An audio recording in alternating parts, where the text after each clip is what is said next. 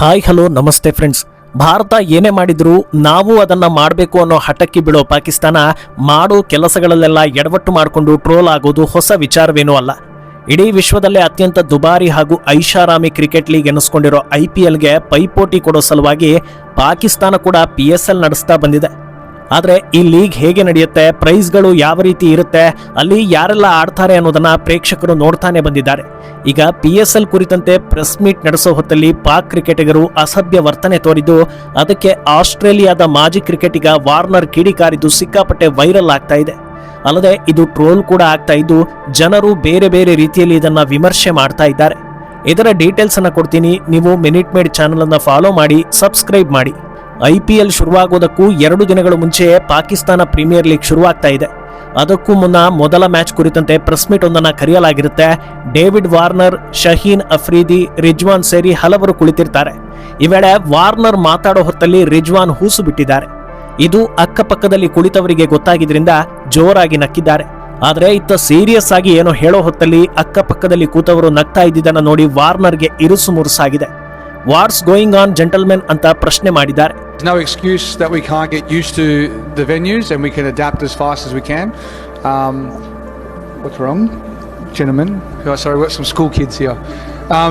But yeah, hopefully we can progress. ಅಲ್ಲದೆ ಮಾಧ್ಯಮದವರ ಮುಂದೆ ಕ್ಷಮೆ ಯಾಚಿಸೋ ವಾರ್ನರ್, ಸಾರಿ, ಒಂದಷ್ಟು ಶಾಲೆ ಮಕ್ಕಳನ್ನ ಕರ್ಕೊಂಡು ಬಂದು ಕೂರಿಸಿದ್ದೀವಿ ಅಂತ ಹೇಳಿ ಕಾಲೆಳೆದಿದ್ದಾರೆ. ಈ ವಿಡಿಯೋ ವೈರಲ್ ಆಗಿದೆ ತಡ ಎಲ್ಲಾ ಕಡೆಗಳಲ್ಲೂ ಪಾಕ್ ಆಟಗಾರರನ್ನ ಟ್ರೋಲ್ ಮಾಡಲಾಗ್ತಾ ಇದೆ. ಸಂದರ್ಭ ಯಾವುದೇ ಇರಲಿ, ನಿಮ್ಮನ್ನ ತಿದ್ದೋದಕ್ಕೆ ಸಾಧ್ಯವೇ ಇಲ್ಲ, ನಿಮ್ಮ ಹಣೆ ಬರಹ ಇಷ್ಟೇ ಅಂತ ಹೇಳಿ ಜನರು ನಗ್ತಾ ಇದ್ದಾರೆ. ಆದರೆ ಅದಕ್ಕಿಂತ ಹೆಚ್ಚಾಗಿ ಇನ್ನೂ ಒಂದಷ್ಟು ಇಂಟ್ರೆಸ್ಟಿಂಗ್ ಕಮೆಂಟ್ಗಳು ಕೂಡ ಜನರ ಕಡೆಯಿಂದ ಬರ್ತಾ ಇವೆ. ಮೊದಲೇ ಇದು ಯುದ್ಧದ ಸಮಯ. ಪಾಕಿಸ್ತಾನದಲ್ಲಿ ಲೀಟರ್ ಪೆಟ್ರೋಲ್ನ ಬೆಲೆ 305 ರೂಪಾಯಿಗೂ ಹೆಚ್ಚು ದಾಟಿದೆ. ಇರಾನ್ ಜೊತೆ ಸಮಸ್ಯೆ ಮಾಡಿಕೊಂಡಿರೋದ್ರಿಂದ ಅವರು ಕೂಡ ಹಾರ್ಮುಜ್ ಜಲಸಂಧಿಯಲ್ಲಿ ಪಾಕ್ ಹಡಗುಗಳನ್ನ ತಡೆ ಹಿಡಿದಿದ್ದಾರೆ. ಅದರಿಂದ LPG ಸಮಸ್ಯೆ ಆಗಬಾರ್ದು ಅಂತ ರಿಜ್ವಾನ್ ಪರ್ಯಾಯ ಮಾರ್ಗವನ್ನ ಏನಾದ್ರೂ ಹುಡುಕಿಕೊಂಡಿದ್ದಾರಾ ಅಂತ ಟೀಕೆಗಳು ಬರ್ತಾ ಇದೆ. ಅಲ್ಲದೆ ಮೊದಲನೇದಾಗಿ ವಿದೇಶಿ ಆಟಗಾರರು ಪಾಕ್ ಪ್ರೀಮಿಯರ್ ಲೀಗ್ನಲ್ಲಿ ಆಡೋದಕ್ಕೆ ಒಪ್ಪಿಕೊಂಡಿರೋದೇ ಹೆಚ್ಚು. IPL ನಲ್ಲಿ ಸೇಲ್ ಆಗಿಲ್ಲ ಅನ್ನೋ ಕಾರಣಕ್ಕೆ ವಾರ್ನರ್ PSLಗೆ ಹೋದ್ರೆ ವಿನಃ ಇಲ್ಲ ಅಂದಿದ್ರೆ ಯಾವುದೇ ಕಾರಣಕ್ಕೂ ಇದನ್ನ ಆಯ್ಕೆ ಮಾಡಿಕೊಳ್ತಾ ಇರಲಿಲ್ಲ. ಕೊನೆ ಪಕ್ಷ ಅವರನ್ನೆಲ್ಲ ಕರೆಸಿದ್ದಕ್ಕಾದ್ರೂ ಸ್ಟೇಜ್ನಲ್ಲಿ ಸ್ವಲ್ಪ ಮರ್ಯಾದೆಯಿಂದ ನಡೆದುಕೊಳ್ಬೇಕಲ್ವಾ ಅಂತ ಜನರು ಕೇಳ್ತಾ ಇದ್ದಾರೆ. ಇನ್ನೂ ಕೆಲವರು ಹೇಳ್ತಾ ಇರೋದು, ಸ್ಟೇಜ್ ಮೇಲೆ ಏನಾಯ್ತು, ವಾರ್ನರ್ ಹೇಳಿದ್ದೇನು, ಇದ್ಯಾವುದೂ ಕೂಡ ಪಾಕ್ ಆಟಗಾರರಿಗೆ ಗೊತ್ತೇ ಆಗಿರೋದಿಲ್ಲ, ಸುಮ್ಮನೆ ತಲೆಯಾಡಿಸಿರ್ತಾರೆ ಅಷ್ಟೇ ಅಂತ ಟೀಕಿಸ್ತಾ ಇದ್ದಾರೆ.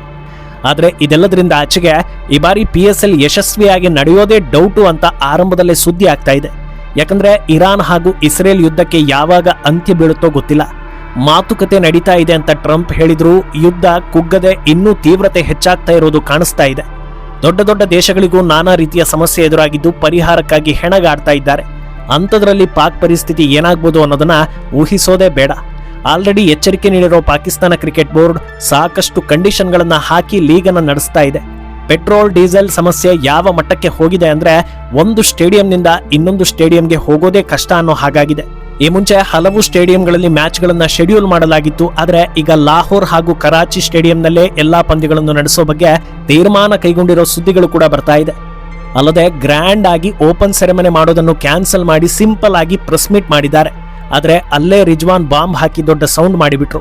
ಒಟ್ನಲ್ಲಿ ಪಾಕಿಸ್ತಾನಕ್ಕೂ ಬಾಂಬ್ಗೂ ಇರೋ ಅವಿನಾಭಾವ ಸಂಬಂಧ ಯಾವತ್ತೂ ಕುಗ್ಗೋದಿಲ್ಲ ಅಂತ ಜನರು ಹೇಳಿಕೊಂಡು ನಗುವಂತಾಗಿದೆ. ಈ ಸ್ಟೋರಿ ಬಗ್ಗೆ ನಿಮ್ಮ ಅನಿಸಿಕೆಯನ್ನ ಕಮೆಂಟ್ ಮಾಡಿ.